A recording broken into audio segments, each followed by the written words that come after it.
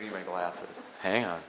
I'm here to talk about things I like. Hi, I'm Willie, and today I'm very excited. Recently, I found and purchased one of my wish list plants. That plant is the Philodendron Gloriosum. I have vivid memories of seeing these with their beautiful iridescent, are they iridescent? Beautiful velveteen leaves in some very bougie Chicago plant stores. And the price was challenging. We're talking over $100 for like one leaf, but that era, everything just seems incredibly different from then to now. I've never really cooled my jets or gotten over my longing. I am a person who is always on the hunt for a bargain, and it usually gets me in trouble. But in this case, I think I might have come out ahead, or at least a little bit under market value. I found 3 of these established, sort of mini cusping medium-sized plants at my local Menards. Pay no attention to the detritus that's taking over my garage, but we did find these incredibly pretty Gloriosums for $17.99, and this is just some bonus content. There's nothing more exciting than seeing something you don't expect to see at a place you don't go that often.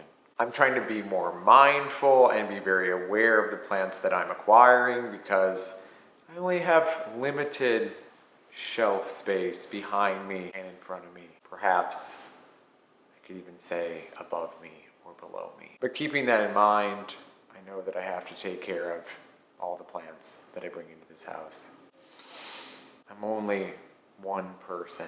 So let's talk a little bit about the Gloriosum. I had no idea what I was buying when I bought this. I just liked how it looked, and now I'm discovering a few challenging attributes that are also kind of exciting, and hopefully with a little bit of TLC I can pull off a very nice, almost tree-like plant with my Gloriosum. I didn't know that these were a crawling plant and they stay close to the ground in their natural habitat, which is not a Menards. And they need a little bit of special consideration because they can run out of space as they grow this way, but they don't go up and they don't trail. So having 3 plants, I had to be very mindful and place them in the pot at opposing angles so they would grow out nicely. And then I could take care easy enough if they start growing too big for the pot. Now I do feel that if I could sit down and have a session with these plants and do some object therapy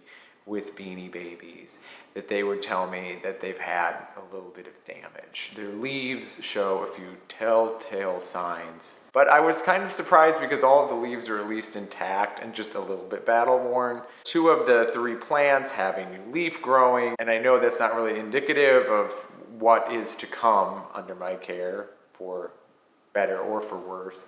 But it will be exciting to see how big its new offering and projection is to the world. I planted this at the tail end of my large spring repot at my house, and I used my favorite mix of soil, which is 2 parts of Miracle-Gro indoor potting mix and 1 part orchid bark and 1 part of perlite, equaling 4 parts total. I also threw in a little bit of worm castings and gentle whisper of vermiculite. I'm loving the overall look, and you know, there's nothing like something you've desired then being in front of you and sort of dreamed about in your mind and then distorted what it would be in reality. And this plant has really crystallized that entire experience for me.